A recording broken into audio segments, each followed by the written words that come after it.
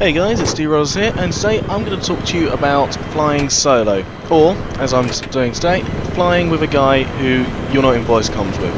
And the skills are pretty much the same. What you're going to be doing is assuming that you're the only one with flares, so you're the only one who can keep the chopper alive. That's what you've got to go into this game thinking. So what you'll see me do is I'm going to be playing a very defensive game. If I flare, then I will get straight back out. As you saw there, I made a massive mistake. This is the second time I got in the chopper this round, and I go using a lot of soft lands, so I thought I'd flare beforehand to try and break the soft land lock, as I haven't got ECM yet. But unfortunately it was a stinger, and it hit me anyway, so I made a mistake there. And if you have a look at my health, I'm getting very close to being disabled.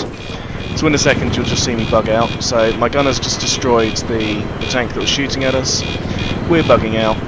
And I'm just going to wait for my health to get up a little bit before coming back up to overview the battlefield. So like I said, I really am going to be playing a very defensive game. After I flare, I'll try to get out and either break the lock or just wait for my flares to reload. Either way, I need to play it safe, because if I get hit by a stinger, it's me down. I'm just assuming that the gunner has nothing to do. And if you have a look, what I'm doing at this point is literally just mashing the spot button. If I see an enemy, or somebody running who hasn't got a marker over him, I'll just mash the spot button at him, fire a couple of rockets, and this isn't to kill him because I know that rockets are very ineffective against infantry. This is more to let my gunner know what's going on. And I'll essentially keep doing this. And while I'm doing it, I'm keeping an eye on the little box at the bottom underneath his head. And this tells me where he's looking at. And from that I can see what he's looking at and what he's trying to engage and get my attention to do, and I can see whether he's seen what I've seen and is engaging the same person. So when you're flying with somebody you're not in voice comms with, and obviously I'd suggest that you do get in voice comms if you can, but what I'm just doing is making sure that we're looking at the same thing, and just trying to get his attention, he's trying to get my attention. Keep an eye on that little box and you can see exactly what's going on. So at the moment we start getting a bit more interest in us, and like I said before, take it as a compliment. If you're getting a load of interest in you, a load of stingers trying to hit you, soft lambs whacked out, take it as a compliment. You're doing a really good job of distracting them. I think at some point I get about 4 people trying to shoot us down this round, and that's really good for your team, and it really helps them out because they take that base so quickly. Because I think about maybe a third of their team were sitting there trying to take me out, and obviously, you know, they're not then trying to stop the rest of my team moving up, and we're just killing them over and over again. So even with somebody you're not in voice comms with, you can do a lot of damage just distracting, really. So at the moment we're just running strafing runs, trying to get an idea of the enemy, spotting people up from the air for the ground to take out if we can't take them out, and obviously just trying to take them out at the same time. Now you'll see me attacking that building there. That's because loads of people just spawn in that building and just wait there for people to come in. So it's always a good idea to at least hit that a couple of times so they can't sit there and poke out. You saw I hit the building wall and took the wall out that was facing my team from where my team's going to attack from. So if they want to camp in that building, they'll have no cover from which to shoot out of. So the attacking team will actually have the advantage when engaging that building, because the defenders will have nowhere to shoot from, no cover to hide behind. Now at the moment, I missed this stinger and couldn't figure out where it was happening. It's actually that little guy on the left, in that darkened crater that I just passed. But what I'm doing is, because I flared, I'm just trying to get behind these tanks, try and break the lock, or if they do fire at me, I'm hoping that the tanks will take the rocket. Obviously they didn't, and we got lucky here because my flares reloaded, and as you can see he doesn't have flares, so it literally is just as if I'm flying solo, except we've got more firepower. So I've just got to assume from now on that I am literally the only person who'll be able to keep the chopper alive. And that's the thing you've got to remember, don't take too many risks. If you think you're going to get disabled or in a fight you can't win, just bug out, try and get into some cover, break the lock, recharge your health.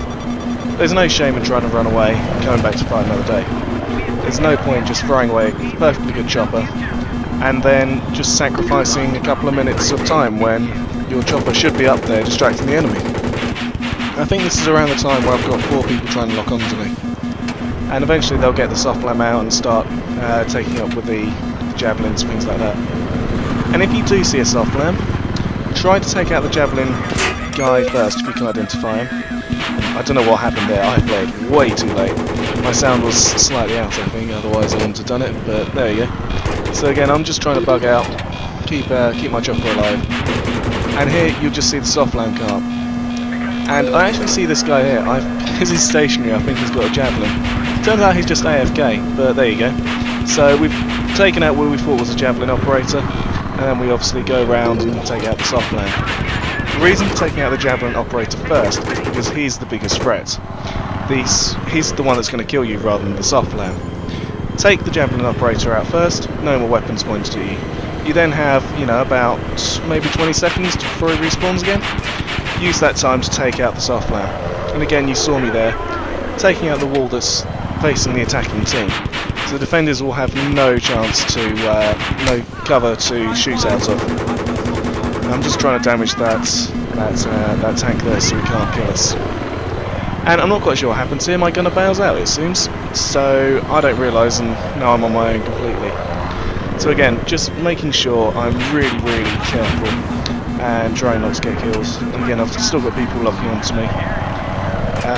So I'm using the building here because they're over there by these cargo crates. So what I'll do is just duck behind that building, reset the lock.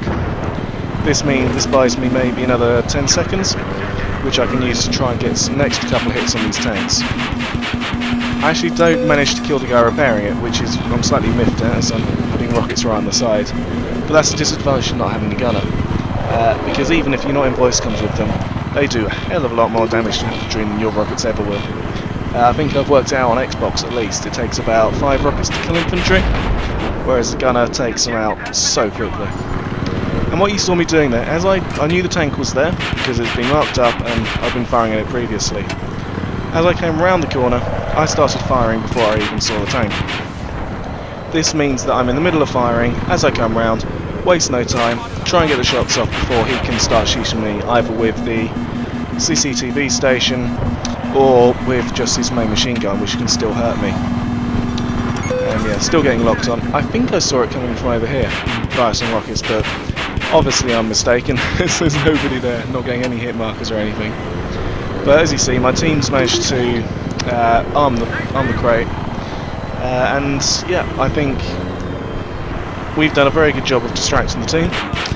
We've had lots of people trying to kill us, and here I completely failed to get a road kill at the end of the map. But there you go, no harm done.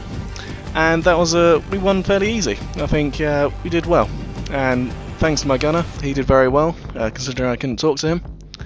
And yeah, the take-home lesson is if you're on your own, or with a gunner you can't talk to, just assume you're the only person with flares. Bug out if you have to. Okay guys, that's it for that video, I hope you enjoyed it. What I'd like you to do is ask any questions you have in the comments, and either the next video or the video after that, I'm going to try and do a Q&A session where I just try to get footage for all your questions and answer them as best as I can. So everybody gets the benefit of the answer rather than just the person who asked the question. So ask away guys, and I'll try and answer them. Thanks very much, see you later.